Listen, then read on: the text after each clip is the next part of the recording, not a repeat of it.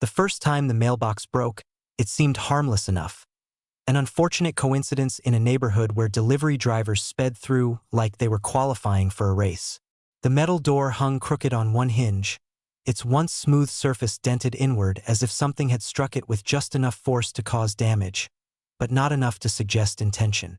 I replaced it without much thought, assuming that accidents happened and that living under an HOA meant someone else would eventually complain if I let it sit unrepaired for too long.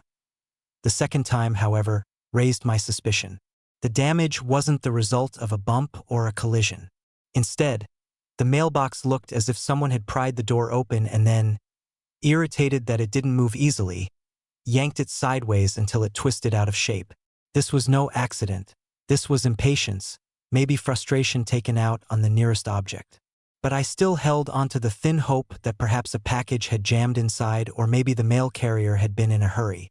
I replaced it again, this time with a slightly sturdier model, hoping it would be my last. The third destruction erased all doubts.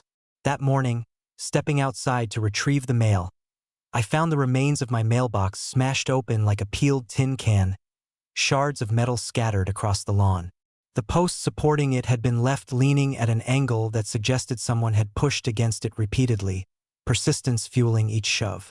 It was impossible not to see this as targeted vandalism. And in a neighborhood like ours, with a homeowners association that loved rules almost as much as it hated individuality, few people had motives for petty destruction. Yet one name quietly hovered above all: Karen. She had been a thorn in everyone's side long before the mailboxes began breaking. She had taken it upon herself to act as the HOA's unofficial enforcement officer, which meant she found violations even where none existed. Lawn too long? Fine. Hose visible? Warning. Fence color slightly off? Violation notice.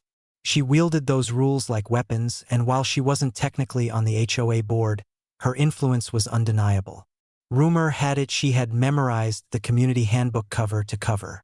She enjoyed control, and more than that, she enjoyed making sure everyone knew she had it. That I remembered the first time she'd commented on my property.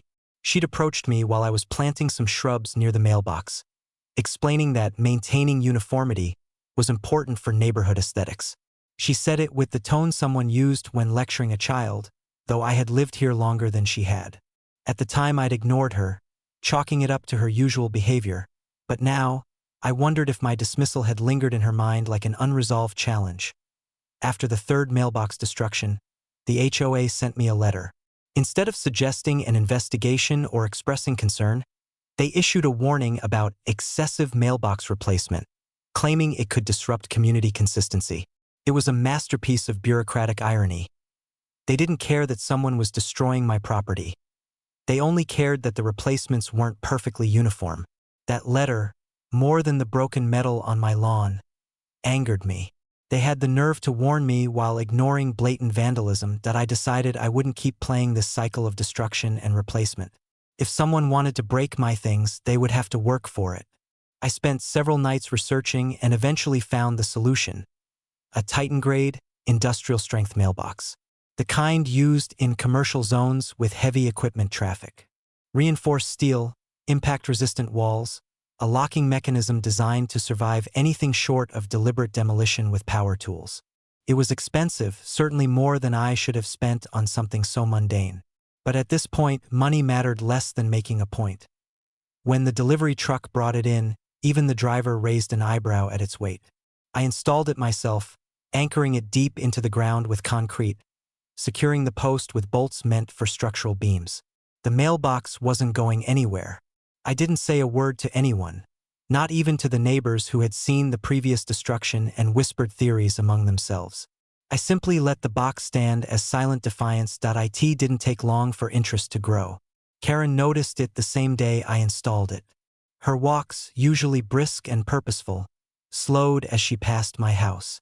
She paused, studying the new mailbox with narrowed eyes, as though it offended her by existing. It wasn't flashy or colorful. If anything, it was more neutral than the previous ones. But she sensed something, an intention, a resistance she couldn't tolerate. She lingered longer than she should have, then walked off, no doubt already planning her next move. For 2 days, the mailbox stood untouched. I began to wonder if perhaps the message had gotten through. If maybe Karen realized she couldn't continue her petty attacks without consequence. But that illusion shattered on the third night. A loud metallic thud echoed from outside shortly after sundown. Then another. Then a third. I didn't rush out, choosing instead to watch from the window, hidden behind the curtain. There she was, Karen, armed with what looked like a small metal tool, striking the mailbox with increasing frustration. Each impact rang out sharply, but the mailbox didn't budge. Instead of denting, it absorbed each blow silently, unfazed. Her determination shifted slowly into anger, her movements more frantic, until finally she stepped back, panting, staring at the indestructible box as though it were mocking her. She tried tugging at the door, pulling hard enough that her heels dug into the ground. She attempted to twist the post, expecting it to wobble like the previous ones. But nothing gave way. No matter how much force she applied, the mailbox remained exactly as I had installed it, unyielding. Eventually she stormed off, leaving behind only the faint marks of her tool on the reinforced steel. I waited a while before stepping outside. The night air was cool, and the yard was quiet again. Standing before the mailbox, I traced the superficial scratches, barely noticeable against its heavy-duty frame. For the first time in weeks, I felt satisfied. Not just because the mailbox had survived, but because Karen had failed, and she knew it. But her failure wouldn't be the end of this, not with someone like her. She was the type who escalated, who refused to be defeated by something as simple as someone else having stronger resolve. She wouldn't tolerate being outdone, especially in a battle she believed she had started and deserved to win. Watching her try to destroy the mailbox had only been the beginning. I knew she would return with something new, something more extreme, because people like Karen didn't stop. They escalated until they were forced to face consequences. And those consequences were coming. As I walked back inside, the quiet stillness of the house felt temporary, almost like a small pause between storms. Whatever was coming next would be louder, bigger, and far more public. The Titan mailbox had survived, but the real confrontation was about to begin. Morning arrived with an unusual stillness. The neighborhood felt suspended between calm and tension, as though holding its breath after the previous night's spectacle. Word had already begun to spread, subtly at first, through the quiet channels of suburban gossip. Neighbors lingered at their driveways a little longer, eyes drifting toward my mailbox, trying not to seem obvious. Everyone sensed something had happened, even if no one had seen it directly. And though no one mentioned Karen by name, her reputation filled the silence on its own. That I went about my morning routine carefully, not wanting to appear overly triumphant or confrontational. The mailbox stood exactly as it had the night before, unmarked except for the faint scrapes from Karen's futile attack. It was the first time in weeks I retrieved my mail without bracing for disappointment. But the relief was short-lived. I knew her, or at least the type she represented, unyielding, convinced of their own authority, incapable of admitting defeat. Her attempt to destroy the mailbox had only been a test, an opening move. She wouldn't stop there. By midday, evidence of her next step appeared in predictable HOA fashion. A violation notice taped neatly to my front door. The wording was impressive in its creativity. According to the notice, my mailbox posed a potential safety hazard due to its industrial nature and non-conforming structural reinforcement. It also threatened neighborhood aesthetic coherence and violated unspecified community harmony expectations. None of these claims existed in the HOA handbook. Not even close. The HOA had never cared before when the previous mailboxes were totaled. They hadn't bothered investigating or offering assistance. But the moment Karen wanted something, when her ego had been challenged, the HOA suddenly discovered a list of imaginary infractions. Her influence wasn't just social. It was rooted in a quiet but powerful hold she had over the board members, who either feared her or shared her obsession with control. The notice came with a warning. Failure to remove or replace the mailbox within 7 days would result in escalating daily fines. I stood on my porch holding the paper, the absurdity of it all sinking in. They weren't threatening me because my mailbox was dangerous. They were threatening me because Karen couldn't break it. I didn't remove the mailbox. That evening, while the neighborhood transitioned into its usual end-of-day rhythm, garage doors closing, sprinklers clicking on, porch lights flickering to life, I took a walk around the block. The air smelled of freshly cut grass and the faint remnants of barbecue. Suburban normalcy layered over a growing conflict. As I walked, I noticed curtains shifting as people peeked out, watching, curious, perhaps expecting me to go confront Karen. But confrontation wasn't my plan. I wanted her to make the next move because people like her always did, and each move she made brought her closer to her own downfall. Late that night, just as I was drifting towards sleep, a sound reached me through the window, low, mechanical, deliberate. I stood up and looked outside. A vehicle's headlights were off, but its outline was unmistakable. A towing truck. It moved slowly down the street, crawling toward my property like a predator stalking prey. Karen stood beside it. She wore a reflective vest, likely purchased solely to look official, and she carried a clipboard. The absurdity might have been laughable if not for the fact that she was attempting to remove my legally installed property. She gestured sharply to the driver, directing him toward the mailbox as though she had full authority. The towing operator hesitated, clearly aware something wasn't right, but Karen's confidence was overpowering. From my vantage point behind the window, I watched as the tow truck operator lowered equipment, attempting to wrap chains around the mailbox post. It didn't take long for him to realize the problem. The post didn't budge. Not an inch. He repositioned, adjusted, tried a different angle. The chains tightened. The truck roared. The reinforced base of the mailbox groaned slightly but remained deeply rooted. The truck strained again, its engine protesting against a movable resistance on why mailbox didn't move. Karen grew visibly agitated, pacing in small circles, her hands slicing the air with theatrical frustration. She barked instructions at the tow operator, demanding he try harder, pull more, increase the power. But machines have limits, and mine was built to withstand far more force than a tow truck could deliver without damaging its own equipment. After several minutes, the operator unhooked the chains, shaking his head. Karen flailed in protest, but he ignored her, returning to his truck in defeat. Eventually, the tow truck rolled away, leaving Karen standing alone in the middle of the street, staring at the mailbox as though it were an enemy she couldn't comprehend. For the first time, her facade cracked, not into anger, but into fear. She realized she was losing control. The next morning, the situation escalated again. A special HOA meeting notice appeared in the community email inboxes, announcing an urgent discussion regarding unapproved structures. The timing wasn't subtle. Karen's influence had gone from whispers to outright manipulation. She was now pushing the entire HOA into her personal vendetta. And if the HOA board accepted her narrative, they could make my life miserable with daily fines, legal threats, and relentless pressure. But what Karen didn't realize was that her attempts to weaponize the HOA were drawing attention. Not just from me, but from the rest of the neighborhood. People had witnessed her previous behavior. They had been targets before. They knew her patterns and her pettiness. And now her obsession had become too loud, too visible, too intrusive to ignore.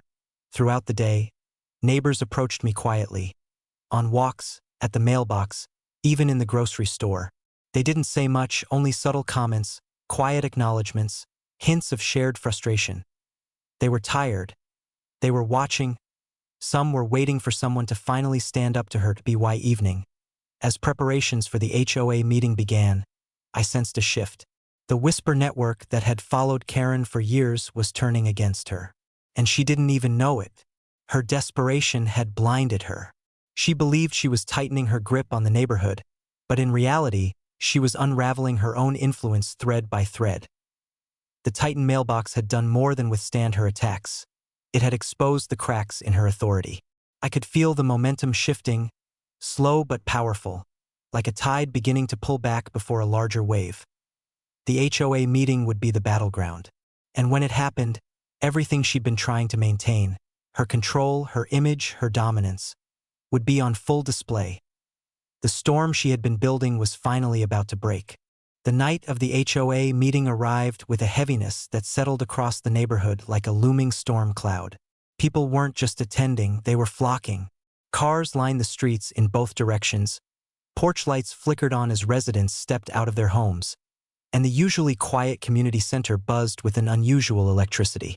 It was rare for people to show up to these meetings, rarer still for them to show up early. Yet the room filled quickly, folding chairs scraping across the floor as neighbors shuffled into the overcrowded space, eyes darting between the board members and Karen. She stood near the front, clipboard in hand, wearing an expression that mixed smugness with carefully crafted indignation. She looked ready to deliver a speech, ready to bask in the attention she had summoned. But beneath that veneer, a subtle tension clenched her posture, an unease she tried desperately to hide. She glanced around, taking in the unusually large turnout, no doubt recognizing that something felt different. Her normal confidence faltered, just for a moment, before she straightened her shoulders and stepped forward. The meeting began in predictable fashion, with routine acknowledgments and obligatory greetings. But the tension in the room was palpable, the collective weight of the community's shared frustrations pressing inward. Finally, the HOA president addressed the topic that had drawn everyone in: the unapproved mailbox structure. Karen's moment had arrived. She stepped forward, clearing her throat dramatically, presenting her evidence, as though revealing the results of a months-long investigation. She described the mailbox as a hazard, a disruption, an eyesore. She insisted it violated community guidelines, claiming it undermined the neighborhood's visual harmony. Her tone was rehearsed and authoritative. She had practiced this performance. But the room didn't nod along as she expected. Instead, the crowd shifted, stilled, and watched her with a skepticism she hadn't anticipated. The silence wasn't supportive. It was heavy, critical, almost suffocating. She pressed on anyway, growing increasingly theatrical, her gestures growing sharper, her voice slightly louder, as though volume alone could convince the room. When she concluded, she stepped back, expecting nods of approval. Instead, she met a sea of impassive faces. The HOA president cleared his throat, scanning the room before asking if anyone wished to speak on the matter. For a moment the room remained still. Then a hand rose, then another, and another. The board looked surprised. This many community comments were rare, but they allowed it. The first resident stepped forward, their voice steady but calm. They spoke of the repeated destruction of the mailbox, of how it had clearly been vandalized multiple times. They mentioned the lack of investigation from the HOA, the dismissive warnings, and how unfair it was to target someone for finally taking steps to protect their own property. Karen stiffened, but the speaker continued. The next resident shared their own experiences with similar incidents: broken lawn decorations, damaged planters, mysterious scratches on their car, and how those incidents had always seemed to follow petty disputes with Karen. Their words were cautious, but pointed. The room murmured with agreement. Another resident approached. Then another. Stories spilled forward, some new, some previously whispered only in private. They spoke of Karen's attempts to enforce rules that didn't exist, her unsolicited monitoring of other properties, her habit of filing complaints without basis. Each testimony stretched the cracks in her authority a little wider. She tried to interrupt, tried to object, but the board held her back, insisting each resident speak without interference. As the stories accumulated, something shifted fundamentally in the room. The board members exchanged uneasy glances. The facade Karen had built, her self-appointed status as enforcer, her intimidation, her manufactured authority, was unraveling in real time. And everyone could see it. The more the residents spoke, the more her posture shrank, frustration flickering into panic. Her carefully constructed confidence began to crumble. Finally, when the floor returned to the board, the HOA president spoke with a measured tone, attempting professionalism while acknowledging what had become obvious. He stated that, upon reviewing the actual HOA guidelines, there was no rule forbidding the mailbox. There was no clause about industrial reinforcement, no aesthetic regulation that it violated, no grounds for fines, penalties, or removal. Then came the part Karen hadn't expected. The HOA president announced that the board would be forming a committee to investigate the numerous claims brought up about targeted harassment, unauthorized enforcement behavior, and potential misuse of influence. Furthermore, the board would suspend all pending disputes initiated by Karen pending review. The room exhaled collectively. Karen, however, looked as though the ground had tilted under her feet. Her face tightened, eyes frantic as she searched for somewhere to look that wasn't directly at anyone. Her hands clenched around her clipboard until her knuckles whitened. She opened her mouth once, twice, but no words came out. The meeting was adjourned shortly after, but the atmosphere lingered with the weight of what had happened. As people filed out, small knots of conversation formed. Some relieved, some incredulous, some quietly celebratory. For the first time in a long while, the community felt unified, not under the rigid control of self-appointed authority, but under a shared sense of reclaiming peace. I left the meeting without speaking. There was no need to gloat, no need to acknowledge the silent nods from neighbors as they passed. The message had been delivered, not by me, but by the community itself. The truth had surfaced in the most natural and inevitable way. Expose enough cracks, and eventually the structure collapses. By the next morning, Karen's usual patrols had ceased. Her car remained parked in her driveway, curtains tightly drawn. The neighborhood felt different, lighter, as though a long-held weight had been lifted. A few days later, the HOA announced that she had voluntarily stepped back from participation in all committees and enforcement activities pending further review. Whispers spread that she was avoiding walking outside entirely. The mailbox remained untouched, standing firm and unbothered at the edge of my property. Silent, indestructible, the very symbol of what had shifted weeks past, and the neighborhood gradually found a new balance.